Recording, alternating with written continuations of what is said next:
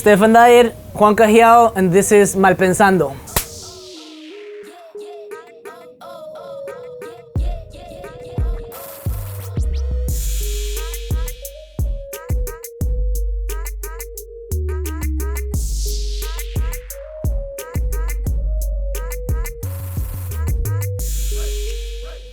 In jail. He dropped the soap.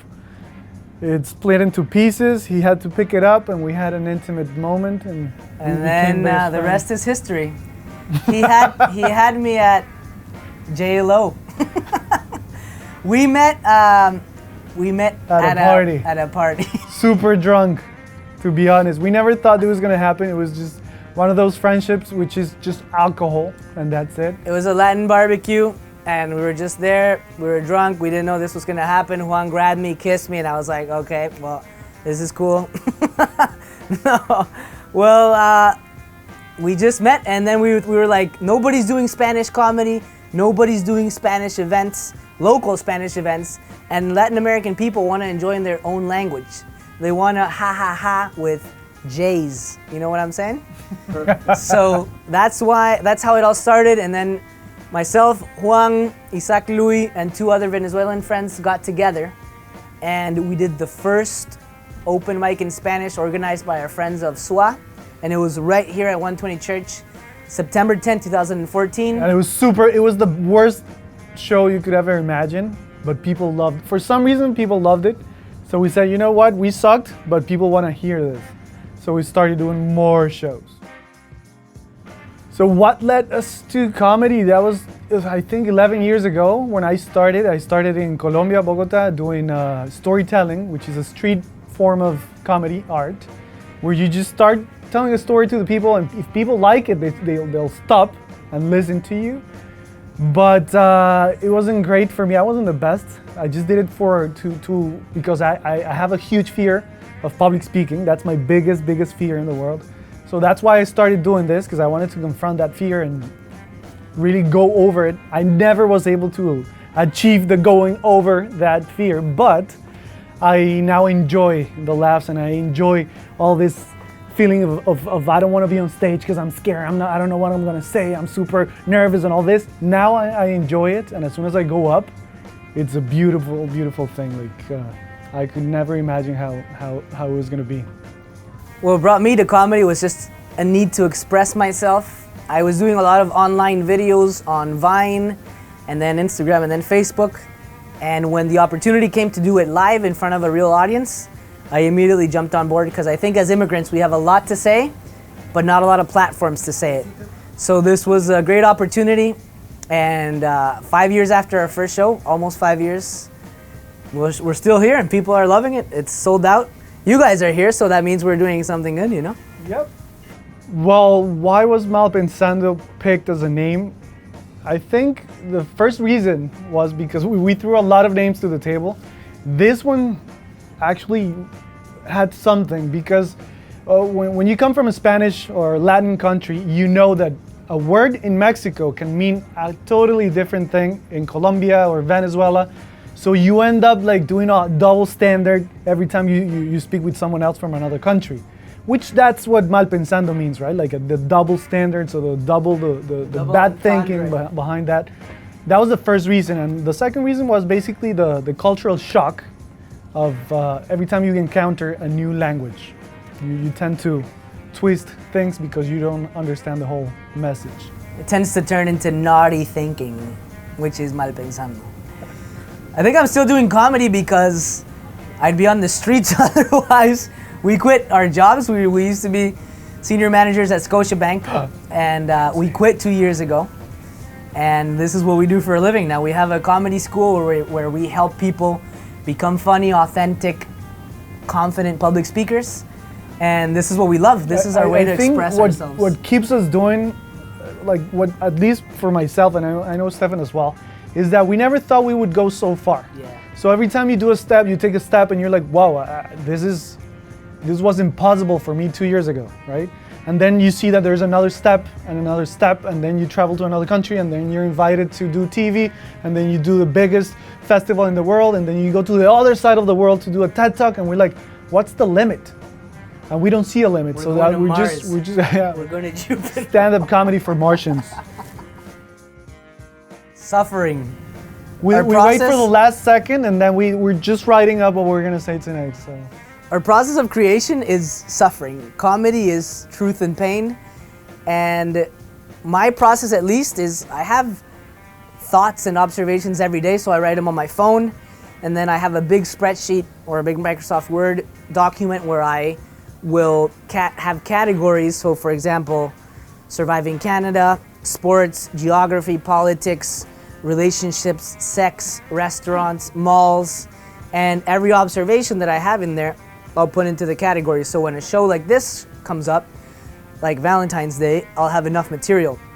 But it's got to come from a relatable standpoint where you've suffered through it, which means that maybe other people have suffered through it. And then you have to be really honest with yourself. And so if you write 10 things, most likely 8 of those things will be shit. You got to take those 2 to the show, and it's a painful process because you got to go out there in front of 100 people and confront and be like, well, I thought this was funnier, but it's not. So the good thing is that we've already had the opportunity to work with some of the biggest names in the Spanish comedy industry. I would say the biggest names in the industry. The next step is to take it to the English side of things. So we're aiming to see if we can start to get into the whole Just for Laughs festival and start to grow our English. We already opened our English school, so that's the first beginning. But yeah, so we see ourselves, we already worked with big names in Spanish, now we want to do the big names in English. Then Chinese, then German, and you know. And then Ecuadorian. One of my favorite quotes Failure right now, is not an option. Yeah, that's one that we live by. Another quote that I really like, recent one, Failure is not. I tattooed it on my forehead, is commitment. Commitment is doing the thing you said you would do long after the mood you set it in has left you. That's deep. Take a couple seconds. So a lot of the times as entrepreneurs and comedians and having our own business, we have a lot of ideas, but we never do any of them just because we're scared or because we don't have the time, but so many excuses. So now we're really making sure that the commitment is in line with our goals as Pensando and our goals as comedians and our goals with the community, with the Hispanic Canadian community. Yeah, he said it all. I think commitment is the first word that we have to highlight because a lot of people they have the talent, but talent is never going to be enough. It's how much effort you put behind that talent, right? How do you wake up every day and try to push yourself further and further to make things happen? And I think that's what really has gotten us to this point. So I think what you're saying is failure is not an option. Boom. My message to the Hispanic Canadian community would be embrace your roots, embrace your accent, embrace your Spanish heritage, and don't be afraid to try out stuff in English. Don't be afraid to be Canadian, sometimes be Latino, other times. Embrace your lack of identity or your identity, because it's very tough to be here but also be very Latino because you're not living there.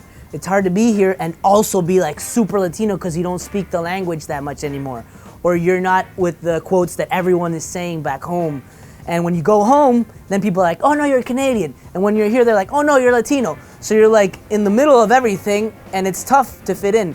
So just embrace that limbo of not fitting in, because you're eventually going to empower other people, which I think is a little bit of what we're doing. From my side, the message would be, let's work as a community. Because every time you see a Venezuelan event, all the Venezuelans go there. A Colombian event, all the Colombians go there. But if we were able to work as one, as the Latinos, it would be a huge community. It would be a huge thing, a movement. Then we could make things work. Like the Portuguese work super close, the Greeks work super Italians. close. Now, if we Latinos work as one instead of working as different, oh no, he's Venezuelan, he's not Colombian, we have the same roots. Let's work as one. Let's make things happen. That's my... Juan for President 2020. Also, his tagline would be, failure is not an option. Give me a mic, I want to drop it. Tinder, Grindr, all that. Yeah, say that too. You can follow us. Christian mingle. You can follow us on all social media, Malpensando, at Malpensando, arroba Malpensando, Malpensando. Not Malpensado, not Malparido, nothing like that. Malpensando. On Instagram, Facebook, Twitter, Tinder, Grindr, Bumble, ICQ, High Five, Nintendo, anything you want. We're there. And well, of course, Stephan Dyer, Juan Cajiao comedy, but you can find us in Malpensando anyway. So just search Malpensando and look for us there. Follow us because, well, not only follow us, come to the freaking shows. Come to the shows and come to the workshops. Because we need your money.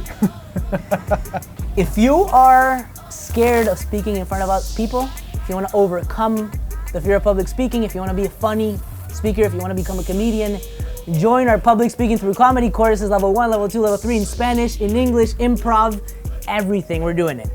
There's no excuse, $300 for a 7-week program. Oh my God, that's so cheap. And at the end of the 7 weeks, you have a comedy night grad show where you and your 7 friends will graduate and become famous.